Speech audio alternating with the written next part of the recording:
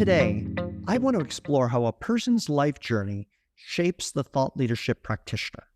In other words, how do you find a topic that you're passionate about and willing to dig deep into, not only for your own learning, but because you want to share it with others? My guest today is Yosi Amram. He's a clinical psychologist, a CEO, a leadership coach, and an award-winning author. His thought leadership platform is around spiritually intelligent leadership. In today's conversation, we'll take a look at his own journey towards becoming a thought leadership practitioner, specifically how a dark night of the soul caused him to reassess his leadership practices and set him on the path to thought leadership. We also have a conversation around the people who impact us on our thought leadership practice and the impact we hope to make ourselves. I'm Bill Sherman. This is Leveraging Thought Leadership. Ready? Let's begin. Welcome to the show, Yosi. Thank you. Pleasure to be here with you, Bill. I want to begin with a level set question. You are a clinical psychologist and you focus on this concept of spiritually intelligent leadership. Our audience has probably heard of emotional intelligence, other forms of intelligence. What is spiritually intelligent leadership? Well, it starts with what is spiritual intelligence. So let me answer that. And as you said, most people are familiar with other forms of intelligence, like emotional intelligence, which really means the ability to draw on emotional resources and information to help manage our own and others' emotions. So by analogy, spiritual intelligence would be the ability to draw on and embody spiritual qualities and resources in daily life to help our daily functioning and well-being. So you might say, well, what are these spiritual qualities? And those would be the standard virtues and qualities that have been hailed by all the world's spiritual traditions. So it'd be like passionate purpose, compassionate service, trust, gratitude, integrity, humility, and so on. Now, how does that relate to spiritual intelligence? One is because these are the qualities that have been spoken about by all the world's spiritual traditions, regardless of their cosmology and theology, whether you believe in a deity like God or the Buddha nature or Father Sky, Mother Earth. These qualities have been celebrated through all the world's traditions. And so in a sense, but also let's look at the word spiritual, which shares roots with the word spirit, which comes from Latin, the animating breath of life. So spiritual intelligence, in a sense, is the highest and deepest expressions of our spirit essence or our life force energy, our sacred spark of life, this precious sacred life we're given. And then the ability to express that life force in its highest, deepest form is what spiritual intelligence is, and embody it. So a couple more distinctions, and then I'll pause. One is spiritual intelligence is very different than spiritual belief, whether you believe in God or reincarnation or the immortality of the soul, etc., or a spiritual experience. I may be meditating or walking in the forest or walking in front of the ocean and feeling my oneness with nature, etc. Those are all spiritual experiences. Important as they are not spiritual intelligence. Spiritual intelligence is the ability to draw on these qualities and embody them in daily life. So spiritually intelligent leadership is the ability to draw on these resources and embody them in order to be an influential, inspiring leader. So you, as a leader, you bring your sense of purpose, your compassionate presence and service and servant leadership. You express gratitude, your presence, your humility. These are the qualities that you express as a leader. Now, the good news is that modern leadership theory and even business consultants like Bain and Company have shown that these qualities lead to the most effective, inspiring leadership. So we'll stay on spiritually intelligent leadership, and I want to ask you for an example. What does it look like? What is a spiritually intelligent leader, and how would I know one if I ran into them? Wow, good question. So, spiritual intelligent leadership has, 22 to 25 qualities that involves dimensions of spiritual intelligence, much like IQ has many dimensions: verbal intelligence, fluid intelligence, mathematical intelligence. Personalized intelligence. Yeah, Yeah, yeah, exactly. yeah, Yeah. yeah. So in spiritual intelligence, there are all these qualities. I mentioned some of them, which is purpose, service, compassion, gratitude, humility, etc., presence. So there's no one leader that I know of that excels in all of those. Just like there's no one human being that has an IQ of 200 on all dimensions of IQ. So what does a spiritually intelligent leader is usually they are have tremendous strengths and are off the chart in one of these dimensions. So one of them could be a sense of purpose and a devotion to a vision and a calling to service to that world. So you can think of Steve Jobs, for example. He was incredibly spiritually intelligent in some dimensions, and I would say very low spiritual intelligence in others. He was very strong visionary. He was had a tremendous sense of purpose about bringing computing and the beauty of computing to help people, and he was devoted to that vision. And in that way, he was inspiring and drew others to him. In many ways, he also had a big ego and was not very humble, even though the one book that he carried on his iPad was the autobiography of a yogi. So he was preoccupied with enlightenment and was a meditator and talked about how his greatest insights came from his intuition and quieting his mind. But in terms of embodying some of the qualities of spiritual intelligence, he was poor on some of them. So, anyway, so I'm just trying to say I don't know any leader that excels in all of these dimensions. And our humility and our humanity is to say, okay, what are my strengths and how to play to them, and how do I work to compensate and work on the places that I still need to grow? So I want to take a few steps down the path towards how you came to focus on spiritually intelligent leadership. And the place I want to start is listeners might think that, okay, you started with meditation back in high school, for example, right?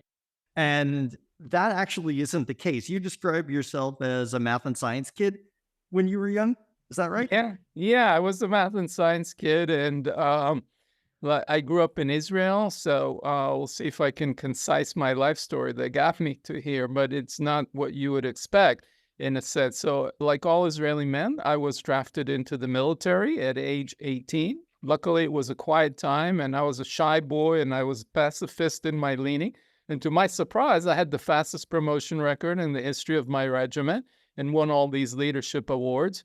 But despite my success, the military model of command and control really chafed at my soul. And even though it's effective and required in battle, you don't have time to go into a conference room and do all kinds of charts and build consensus. you know, it doesn't inspire people, and it doesn't apply well in our knowledge-based economy where you're motivating people based on their knowledge, their creativity, and so on. So you need to inspire them. So that motivated, or you might say inspired me to seek to someday build an organization based on different values that are more humane and will support the growth of each individual, which led me to then want to become an entrepreneur. So I came to the US, I studied engineering at MIT and got an MBA at Harvard and so on.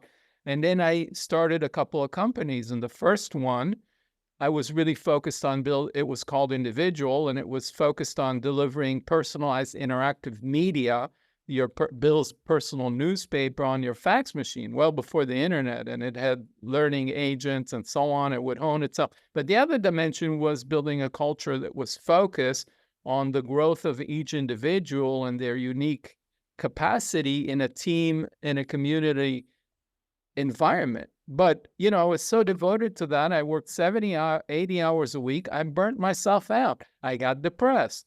I had a dark night of the soul, what is called in So I spiritual. want to pause Yeah. there for a moment here and underline something before we go into the dark night of the soul. So your someone who's leaned in on engineering and science, right? Yeah. And you come from a command and control experience in the military, and you land up in a tech startup, or what would be called a tech startup today, with fax machines and intelligent adaptation and customization. So that's sort of bleeding edge technology in the fax machine age at this Yeah. point, Yeah. right? Very much so. But you're also in what you're describing as sounds a lot like modern tech culture of you're putting in 70 hours, the work is the thing, and you're not paying attention to culture, team building, and all of those things, let alone paying attention to yourself. You're a founder who's trying to build a business. Yeah, well, I agree with most everything you say, except not paying attention to culture. As I said, the name individual spoke for the culture that facilitates the uniqueness of each individual. So that was part of my passion, and that was part of my inspiration and motivation, is to build an organization that's not command and control, Okay. but rather one that supports and inspires each individual to their greatest potential.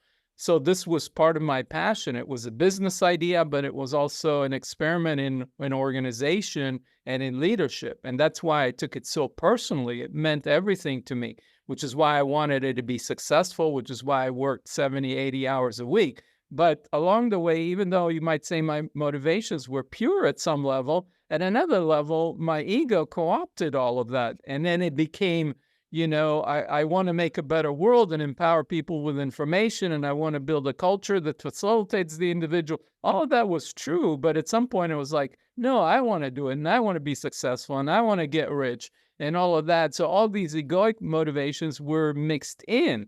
And then my drive burnt me out. I worked so So hard. tell me about the long night of the soul. What was that? What triggered it? And what was that journey? Because that leads to how you land on spiritually intelligent leadership. So let's go there. What was the Yeah. long night of the soul? Yeah. Good. Good. I'll just say a couple other things. So I was trying to build a culture of inspiration for everybody, but because I was so driven, I was also, in my ego, like all egos, wanted to control things. So I became a micromanager in a way. In some ways, I empowered people, but in other ways, I was a micromanager. So I was overworking. And then, as we pointed out, I started on fax machine using this machine learning software to deliver the customized news. And then the internet came along. And it was clear that all of this stuff that we were charging money and subscription for was going to become free and ad supported over the internet. So that was a big threat to the business. And it was clear we had to move into an ad supported model. We had a gold mine because the profile of the users that was very valuable for advertisers, but we had to eat our own children, as they say, to cannibalize our fax business that we were charging money on a subscription business to build a much larger audience on the internet that would be ad supported. And I was just very scared on how to do that in a way. I had investors, the top VCs, I had Microsoft, I had all these high profile investors, and there was this big pressure to succeed, and I didn't want to fail and all of that. So I kind of froze and I got depressed. I didn't know how to do it, and I lost confidence, and I got depressed and burnt out. And out of that depression, I started to, take Prozac and go to therapy and so on. And I don't know what happened. Ultimately, we recovered, and then we were on a track to take the company public. And my mom passed away in the midst of our IPO roadshow. And just at one point, I was lying on a massage table trying to relax from all this craziness.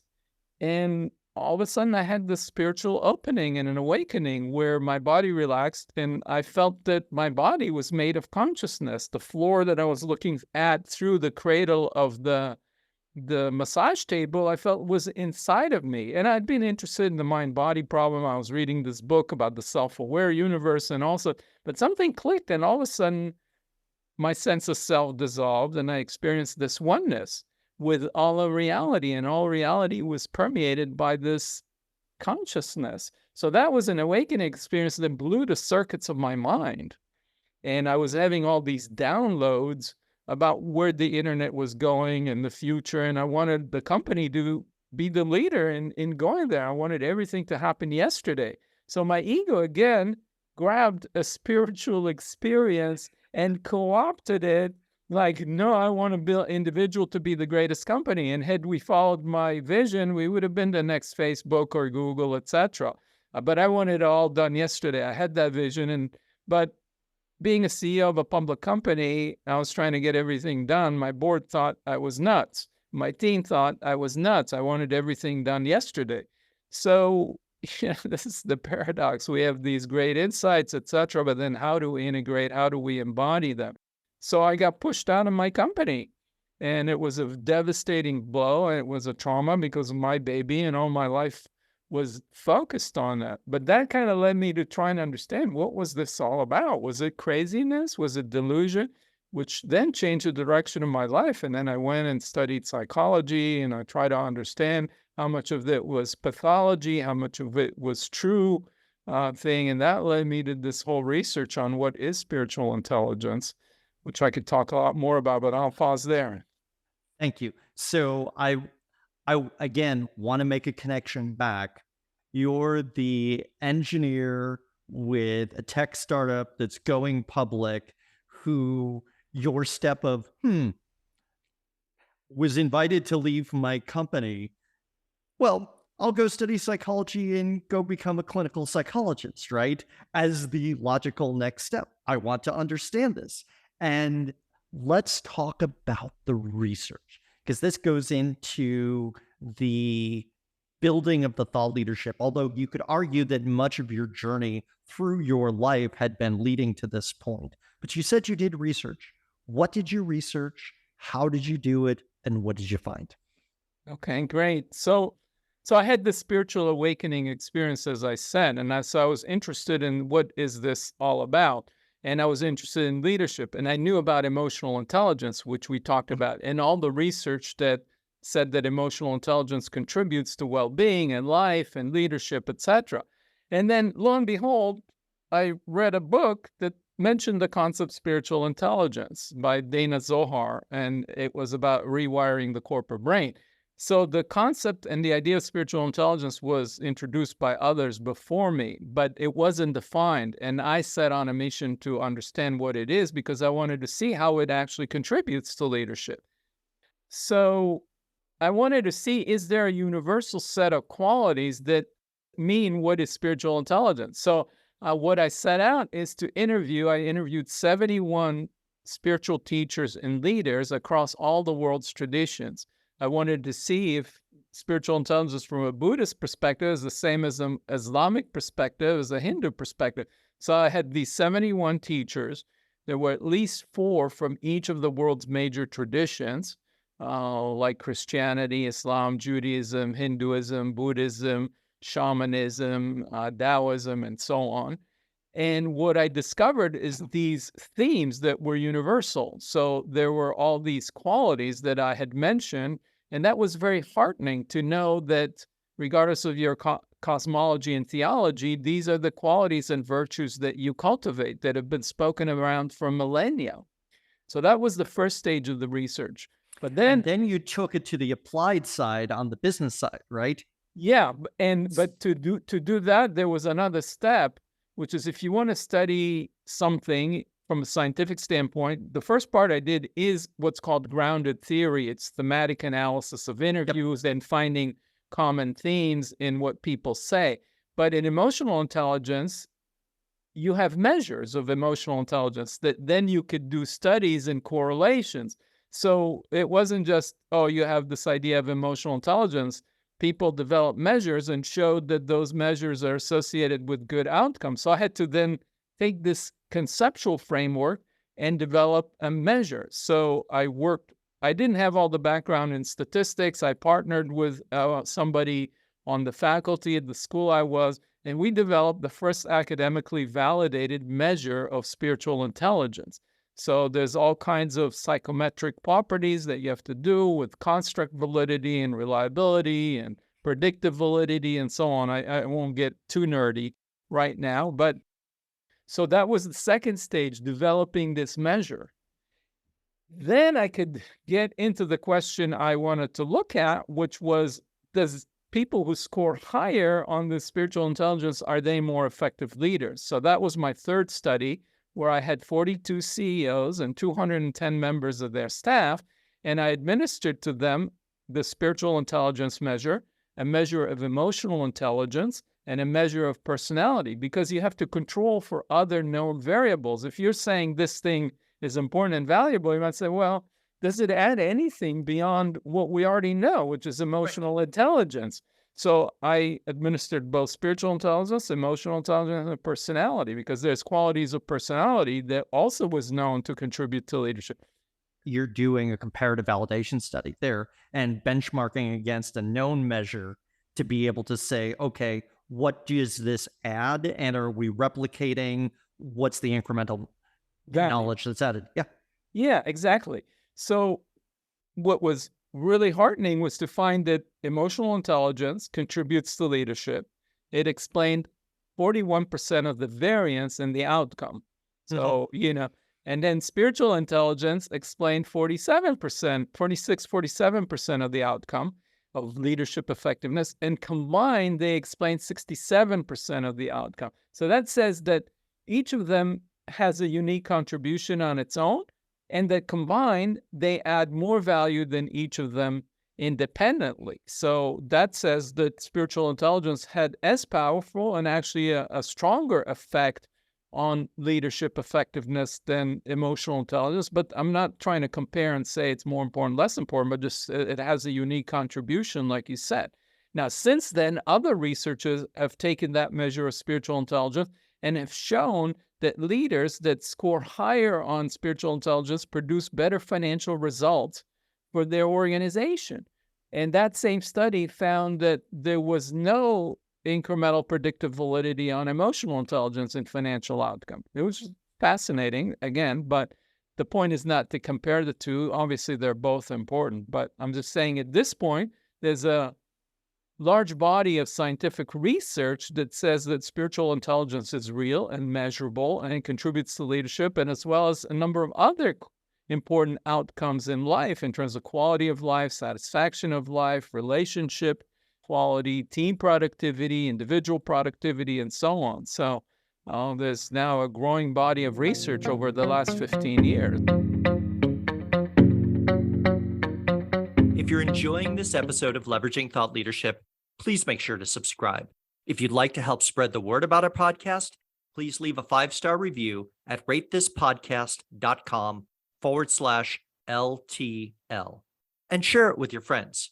We're available on Apple Podcasts and on all major listening apps, as well as thoughtleadershipleverage.com/podcasts. So let's sit there for a moment. You said, hey, I came across this term, spiritually intelligent leadership, in a book, Just right? spiritual intelligence. Oh, spiritual intelligence. Sorry. Yeah. So you said, hey, I come across spiritual intelligence. Well, how does that apply to leadership? How do we operationalize it and define it? How do we measure it? And then if we can define it and measure it, so what? Does it add anything to the conversation? Does it change performance at the organizational level? And this is an outgrowth of, I think, a couple things. One, the engineering and sort of science and math mind from the beginning, as well as then two, a search for answers from your own past and your own past experience, because you're now doing work in executive coaching, and you have the ability not only to look from a data and a science perspective, but you can also look a coachee in the eye and say, yeah, I was there. I was on the verge of taking my company public, and that's when the world went sideways. You've walked their shoes in many ways. Yeah. Well, it's true. I can relate to them, and that's part of my gift. But, you might say, to use another archetype, is that I'm a wounded healer. And oftentimes our greatest gifts as healers, as helpers, come from experiences and traumas that we have gone through. And that makes us able to relate to and know the path that others are walking and then have the credibility and the empathy and the compassion for doing that. So my trauma and my history is my greatest gift in terms of what I am able to do these days. And that's why I say it's my, like you highlighted, and I feel so seen and appreciated by you, that it's really my unique journey from all bringing the science and the engineering and then the military and the command and control and how to build an environment that inspires individual in a team context, and then my dark night of the soul and the awakening and the craziness and the trauma of being pushed out of my company, all of which they kind of enables me to do what I do today. So, this journey has led you to what I would describe as evidence based thought leadership. It's based on science, it's based on research. And as you said, there are more and more studies that are following the questions that you asked. What do you want to accomplish with your thought leadership? If you had the magic wand, what would you wish for? Well, like you said, most people have heard of emotional intelligence. 30 years ago, 35 years ago, when the first research was done by Salovey and Meyer, these two academicians that wrote a paper on emotional intelligence and later popularized by Daniel Goleman in his book, Emotional Intelligence. 30 years later, the whole world speaks about emotional intelligence, accepted as in the zeitgeist. Until then we used to think, oh, emotion, it's irrational, and then there's reason. And then there was like, no, there's emotional intelligence that brings the two together. Nowadays, most people in our culture think there's spirituality, and that's woo-woo and esoteric and, all kind of stuff. And then there's practical. And so I want the world to, in 10 years, 20 years, however long it takes, to bring into the zeitgeist this idea of spiritual intelligence, to say and have it broadly understood and accepted as an important construct and concept that we need to elevate humanity the same way emotional intelligence was. And I think it's crucial at this point in time in our world, where there are all these existential crises and threats and wars and environmental issues and polarization politically. And unless we understand our interconnectedness and bring some of these qualities into the leadership, into the zeitgeist, I think we as humanity are really up for a pretty problematic future. And I don't know if we can survive it without understanding some of these fundamental spiritual truths that and our interconnectedness, and bring in a sense of purpose and compassion and service and care for each other. So I think this is crucial at this point in time, and this is my passion, my mission, my calling is to help awaken greater spiritual intelligence in myself and ultimately in the world.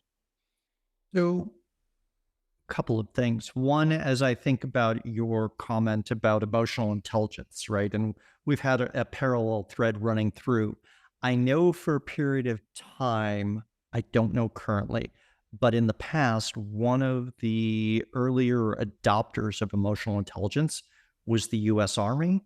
And at a period of time, they were requiring pretty much everyone from enlistee all the way to the top brass to learn about emotional intelligence. So going through that command and control and then layering on emotional intelligence into it talks about how the world changes over time. But I want to ask you, Well, that's, by the way, that's fascinating. I didn't know that. That's very exciting. it is, and as I said, that information is at least 10 years out of date. So I don't know if that is true today, But but I was- to know that everyone in the US Army was touching emotional intelligence at some level in some portion is huge, right? yeah, So I want to ask you a question. You've worn a number of different hats and titles over your career and your life. So from soldier to entrepreneur to clinical psychologist, researcher, executive coach. Have you ever thought of yourself as a practitioner of thought leadership? And if so, When and how did you have that moment where you're like, oh, yeah, I'm doing this? Yeah. So I never thought about it, but when I look at my life, yeah, I would say I was, I was a thought leader in my entrepreneurial experience, where was the first company to do personalized newspaper and say, oh, there's no reason for us to get all my information through these magazines that are mass printed. We have software, we have desktop publishing, we have fax machines. Why don't we personalize? That was a creative, innovative idea. I had was previously contemplating these philosophical questions about the mind-body connection and how is it that matter and consciousness co-emerge in our universe. And I've written papers about that. I've been looking at, you know, this problem of the is-ought problem in philosophy. What's the relationship between normative statements and descriptive statements, which the philosopher Hume said you can't bridge the two, and there's no rational basis for any systems of ethics. So I have dabbled around as a thought leader in different domains. I never really thought about it that way, but yes, I have been a thought leader, I think, which means just being independent, thinking about things deeply, and, going on limbs that others haven't. And then sometimes I fall on my face, and sometimes I come up with something interesting that's valuable. And asking the question of what if we look around the corner, is there an opportunity, whether it's, you know, delivering personalized newspapers, or if we look at spiritual intelligence, it's the asking the questions and then pursuing them and being able to have the wisdom to know, okay, this is going somewhere versus, that was interesting personally, but it's not relevant to anyone else, right? Yeah, yeah, and asking the right questions and willing to ask questions that others sometimes don't ask. I mean, I don't know whether it's 50%, 80% of the thing is asking the right question and then willing to look at it deeply and willing to examine in a fresh way assumptions. And that's how the greatest innovations happen we're willing to ask questions and take sacred cows and say, no, well, maybe this isn't so true. That's how science progresses, new paradigms, scientific revolutions happen. And so, yeah, it makes life an exciting adventure, both in an embodied way as well as intellectually. So let's build on that. If life is an exciting adventure, what question are you either asking now or wrestling with? Where is your mind now Where is my mind now? in terms of the work and the thinking? What's the next question you're exploring? Well, I'm exploring the question between spirituality and faith and religion and science and rationality. How do we reconcile spirituality and science, which I'm doing with spiritual intelligence, but more broadly, that's a question that interests me. And what's the role of these historical religions that our culture and society have been built on as we move forward? Do we just jettison all of that and just do this thing called spiritual intelligence, which is ecumenical, etc., or is there any value for these traditions that people grew up in that are more tribal and what have you? And what's the role of that? That interests me personally as someone who grew up Jewish, and I'm trying to figure out my relationship to my. When I left Israel, I wanted to assimilate. I didn't care about Judaism. I came to the U.S. I was enough with wars in Israel, etc. But over the years, I found like, no, this is somehow in my DNA, in my blood. And I've been trying to reconcile. So I'm doing spiritual intelligence, which is kind of cultivating these virtues in a way that's not dependent on any tradition, when that's part of its power. But I'm also curious about where do my roots and how important are they to become more whole, to integrate my history to my ancestors, etc. That interests me. these days. And what are the leverage points in spreading greater spiritual intelligence in the world? How to do that? I wrote a book. I'm doing these gatherings about awakening spiritual intelligence. I'm doing a course with the humanities team. I'm looking at maybe doing TEDx talk. I mean, that's a question. How do ideas spread, and what can I do to bring this into the greater mainstream? So these are some of the questions I'm wrestling with. Thank you, Yosi. And one of the things that also resonates to me is with the question of faith. How does faith fuel spiritual intelligence and provide that drive towards those values and virtues that you talked about, right? And so understanding connections, there's a lot of questions that could still be explored for lifetimes, I think, in many ways around this. Yeah, so we could talk about faith, or a more, which tends to associate, people have the association of blind faith, and it seems irrational. But then there's the quality of trust, which is trusting the benevolence of the universe, so to speak. Einstein, I think, said one of the most fundamental questions that we face is, do we believe we live in a friendly universe or not? And when you look at reality, it's hard to say, oh, it's a friendly universe. It seems pretty hostile. There's, storms and earthquakes and volcanoes and wars and so on. And so you could take the attitude like it's all random, and it was quantum fluctuations and the quantum soup and random mutations that give rise to life. And as Richard Dawkins said, and people say, well, if you take that attitude, you end up feeling pretty despair, like life is meaningless and so on. And Richard Dawkins said something like, well, if that's what it is, tough shit, so to speak. Excuse my language. But so now there's no proof. They can't give you any proof that there's some kind of benevolence, to the universe, that the future is going to be okay. There's no proof, by definition. It's not provable, but it's a choice that we make. And, we can either choose to believe that reality fundamentally is benevolent, and then we orient our life. And to me, you can't prove it one way or another, but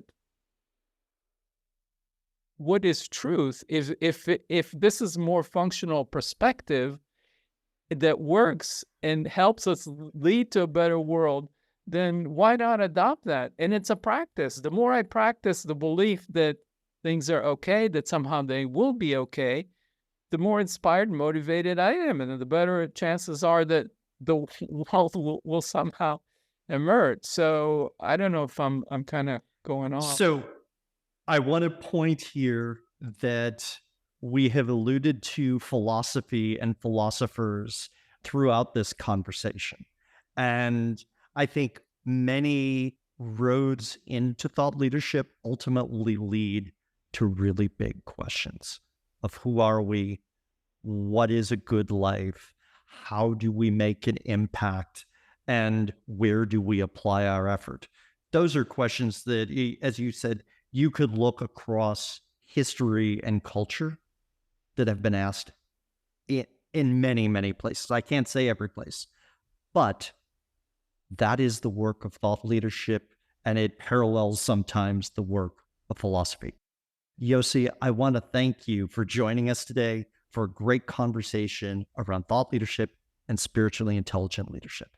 Thank you, Bill. What a delight to go deep. I so appreciate the depth of your insight and the questions, and taking us and willing to go into these deep places of philosophy and existential questions that I think are so meaningful and make our life an interesting intellectual adventure and meaningful endeavor. Thank you. Okay, you've made it to the end of the episode, and that means you're probably someone deeply interested in thought leadership. Want to learn even more? Here are 3 recommendations. First, check out the back catalog of our podcast episodes. There are a lot of great conversations with people at the top of their game in thought leadership, as well as just starting out. Second, Subscribe to our newsletter that talks about the business of thought leadership. And finally, feel free to reach out to me. My day job is helping people with big insights take them to scale through the practice of thought leadership. Maybe you're looking for strategy, or maybe you want to polish up your ideas, or even create new products and offerings. I'd love to chat with you. Thanks for listening.